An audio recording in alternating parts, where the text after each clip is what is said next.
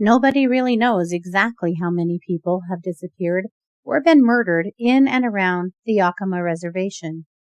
The reservation is 1.3 million acres, including some very remote and wild country. A legacy of poverty and racism means people don't like to talk to law enforcement.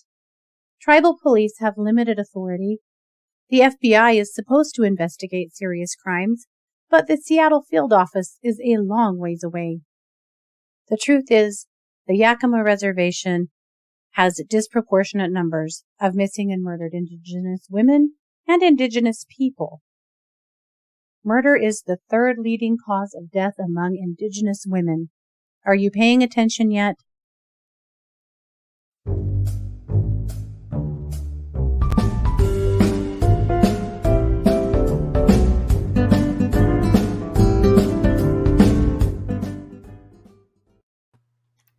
Hey everybody, and welcome to True Crime Paranormal with the Psychic Sisters. This is Katie Weaver, and I'm here with my sister, co-host, and partner in crime, Christy Brower. Hello.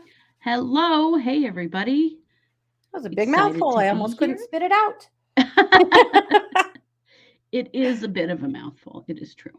It is. But it's all true. We got to say it. It is. It is. It's true. Well, welcome to Tuesday. I'm officially 46. My birthday is over. Sad. Yeah. Sad. Except for I'm no, just confident you've been spoiled for your birthday. 100%. Yeah. Yeah. Super duper spoiled. And even though we're actually recording this before your birthday, because we're going to celebrate on your birthday, right. I'm still confident that you're getting spoiled for your birthday because I know what you're getting. Well, there you go. Yeah. I know I am. Things have been arriving that I am not allowed to look at. So, well, your wife is a great gifter. Oh, she is. She's a pro gifter. She is forever giving me the most thoughtful things that are so useful for me, and she just notices. Oh, she from does. The time my she kids really were tiny, attention. She'd be like, "You know, it'd be great for so and so because I noticed that they were blah blah blah," and I'm like, "Oh my gosh, yeah." Her observational skills are bar none. They really are. I guess that's why she's a therapist, right? Yes. For sure. Well, we hope that you guys are having a good week thus far. A lot going on this week. We've got the Maxwell case. We have got the Daybell case has court this week. Lots of stuff happening. Yeah. I mean, they're trying to get a few more trials in before the end of the year. And we're here for it. Interesting. We are. We're going to keep a close eye on that. Yeah. But this is our MMIW case for the week. And it's not one case. It's a bunch of cases. We're going to talk about what's going on in Yakima. Okay. Or Yakima. I've heard it both ways. The locals say Yakima, but yeah, Yakima. This is Washington, right? Yeah, Yakima, Washington. This is an enormous reservation. More than 1 million acres of land. Oh, wow. Many rivers that they manage. It's an enormous undertaking, the Yakima reservation. And they have kind of gone back and forth over the years in being the leading place for missing and murdered Indigenous women. Now, New Mexico has been rivaling them. Oh, yeah. And so has Montana, But Yakima's kind of ticking up again. Well, and South Dakota. And oh, my God, South Dakota. South Dakota Sioux Falls has had 3 missing teenagers in November. 3. Yeah. MMIW teenagers. Yeah. Yeah. In just 1 month. And that's just 3 I know of. Don't take that to the bank. That's just 3 I know of. Yeah. It's probably a lot more, but yeah. I mean, it's true that the current administration is trying to tackle it. The last administration tried to tackle it. Now we have Deb Haaland that's trying to help tackle it in, the interior. But as of right now, things are not getting better. No, they're definitely not. Indian country. This is such a systemic problem that it requires a huge global change within the law enforcement system, and then even bigger is the societal change, because so much of it is based on racism that it's horrifying. Yes, it is. Yep. So I wanted to share with you a few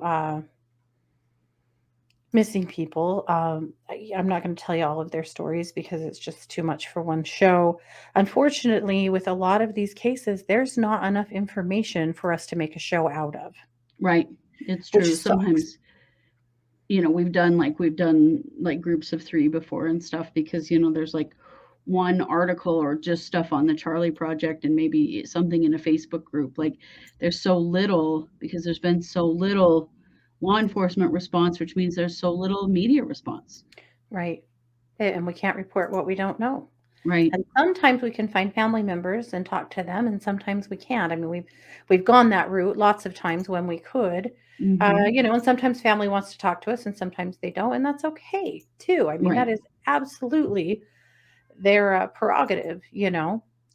But sometimes we get lucky there and have a little bit more to share. But at any rate, so I'm going to share a handful of these. I'm going to tell you all of their names, but I'm going to share a few of their stories with you as well. So we're going to start with Gail Teo. So Gail Teo went missing in 2019, Okay. August 7th, 2019. She was 63. This is yet another I was elder. gonna say this is an old picture. Yes, yeah, a very old picture, but she was 63 at the time that she disappeared in 2019. Oh, This we're is seeing a one lot of these grandmothers. the So grandmothers. scary. Really scary because the grandmothers are the heart and soul Yeah. of the tribes of the reservations. So Gail was found dead in her home on the evening of August 7th, 2019. She was wrapped in plastic and a rug with stab wounds to her neck and a gunshot wound to her back. Mhm. Security video from her home showed a man who was later identified as Michael Anthony Davis. He confronted her inside the house and attacked her with pruning shears. Oh my god. He has been charged with aggravated first degree murder, first degree robbery, and first degree burglary. So, in a rare, turn of events, they actually know who did this one. And caught them apparently. Hmm. Which also is rare. Yeah. What is the motive in this one? Do you know? Mm-mm. I just I don't understand what a 63-year-old woman has done to, provoke something like that. I mean, I, not that it's her fault. I just mean like well, right, but why? Why what the attack hell? her? Why? Yeah. I will tell you, in some of these cases with the elders, women being attacked, I feel like these are younger people that they've tried to help Yeah, that we've seen are that before. suffering with addiction, mental health issues, stuff like that, that kind of go off the rails. Mhm. This is another elder. This Mm. is Catherine Aeneas Squiach. And Catherine was among 5 people shot to death on Medicine Valley Road in White Swan on June 8th, 2019. Oh my god. And there actually is a suspect in this case as well. James Dean Cloud was indicted on first degree murder charges, and another man, Donovan Quinn Carter Cloud. So brothers, cousins, something. Something. Yeah. So they're facing lots of federal charges, and that trial is supposed to take place in February 2022, which it probably isn't because, all of these trials keep getting moved. But at any rate, I Mhm. mean, it's rare to see charges. And so in these 2 cases, I was excited to at least see that because that doesn't happen very often. No, it doesn't. So that's good. At least there's something happening there. Was that Mhm. like people in a house or a mass shooting at an event? I mean, 5 people? I don't know. I don't know. Mm. Then we have Alilia Lala Minthorn. Minthorn. She was murdered on May 3rd, 2019. We have Angela Heath, who vanished on April 15th, 2019. We have Rosenda Strong, who vanished on October 2nd, 2018. Oh, Destiny yeah. Lloyd, Rosanna 2017. Strong, I think we may have covered. Did we? That her name's very familiar. Either that or I've read about her case. I'm not sure. Oh, I actually studied her today. I almost just did her case alone. I don't think we have. Okay. But I she just read an got a article. ride to Legends Casino outside of Wapato, and Mhm. then she was seen at the casino, and then she was not seen again until July 4th, 2019. Her remains were found in an abandoned freezer outside of Toppenish. Oh my god. Yeah, yeah, almost a year she was missing. Yep.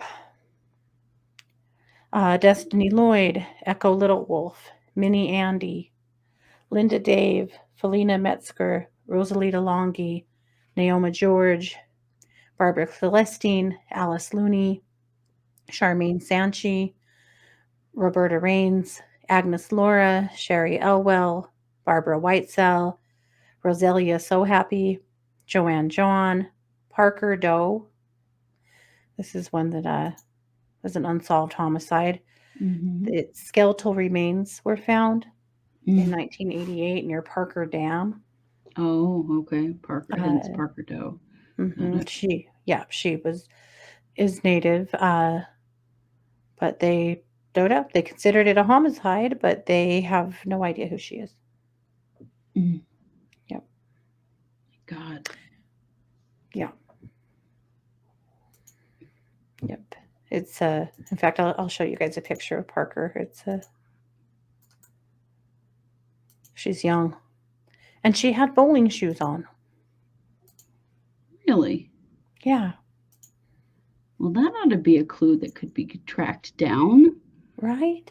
Well, maybe, but the problem is that so frequently they are not the information doesn't get shared correctly, right? It's not interagency sharing the way it should be, Right. and jurisdictionally we have all of these issues, and so I really wonder if she's not from Yakima, and that she's from a tribe elsewhere that maybe Maybe. knows she's missing but doesn't know she was found there. Right. Something. Because if someone went missing with bowling shoes on, I mean, that's a clue. If someone's reported missing, we haven't seen them since they were at the bowling alley. I mean, Right, I mean, hello. come on, man. But that does require that there's work being done on these cases, and it does kind of seem as though there isn't. Yeah. Yep. Janice Marie Wilson vanished on August 4th, 1987. Her partially clothed body was found August 8th, 1987, in a remote area. Again, this reservation is extremely remote. A lot of it is extremely remote. Right. They figured she died from a blow to the head. She had been seen leaving a party 4 days before and was hitchhiking to Sunnyside. Mm. So they actually arrested someone named Samuel Posada in Mhm. 2009, and he was acquitted in 2011. And they Mm. just have nothing. They have no evidence. Yeah. Well, the hard part in cases like this is that if they're not investigated immediately, Hmm. then a lot of evidence disappears, you know? Yep. Also, as we know, because this is also the case in South Dakota and in Arizona, that a lot of the tribal police, they don't have the kinds of resources they need, like, for example, helicopters Yeah. and, vehicles to go off, Hmm. all terrain to be able to go looking for people. They don't Hmm. have the capabilities necessary to search for someone on land that huge and that remote. Yep. They're not given the resources they need to even look, Yep. Yep. which is horrifying. I know that when Yeah. some of the money came out from the CARES Act, that the states Right. got, that there were tribal polices that tried to get some of that money to do things like upgrade their equipment and get a helicopter and some stuff Yeah. like that. And they didn't get Couldn't the make it money. happen. Yep. They weren't, that it was not, yet again, not prioritized for Yep. them. And it just over and over again indicates to me that it's because the people that live on those reservations are not considered a priority No. and not treated as though they are, in fact, human beings. Yep.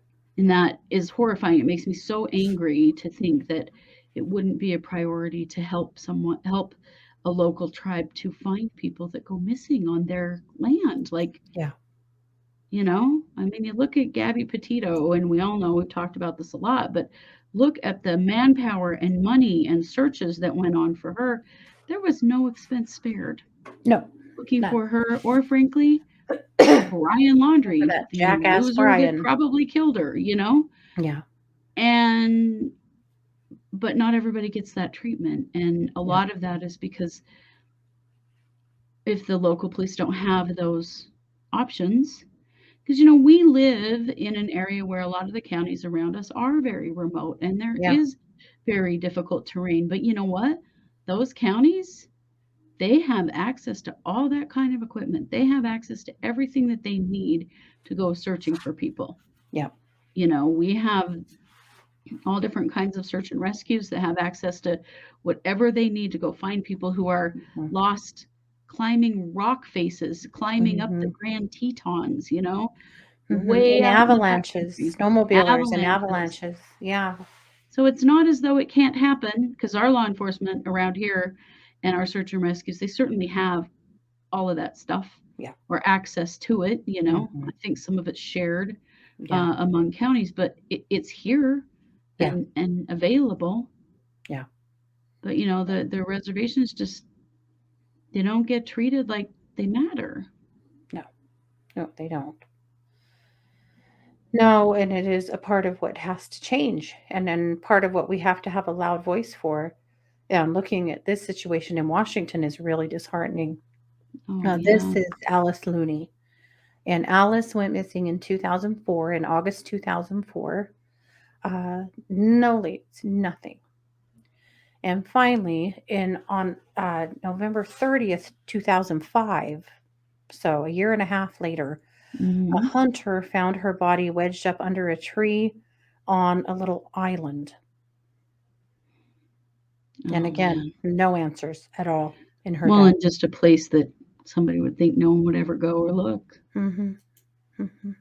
Wow. I mean, I could go on all night and it's there all day, but there's, you guys, I'm going to share a link to The Vanished. The Vanished is a really good website that is focusing on the Yakima situation. That is what Hmm. all of their whole website is about, and it's really good. They have cases, they have stories uh, about those cases, they have resources. So I want to really call your attention to that site. It is just thevanished.com, but I'll The also Vanished. link it in this story for you guys. But Sure. that's a good one to pay attention to if you're, especially if you live in Washington or Hmm. Oregon, California. If you're in that area, these are cases you should be paying attention to. Uh, Right. we know a little gal that's playing softball up in Yakima, and I told my husband, my God, I wouldn't have let my daughter go up there, knowing what I know now, about the amount of missing persons they have. Holy shit.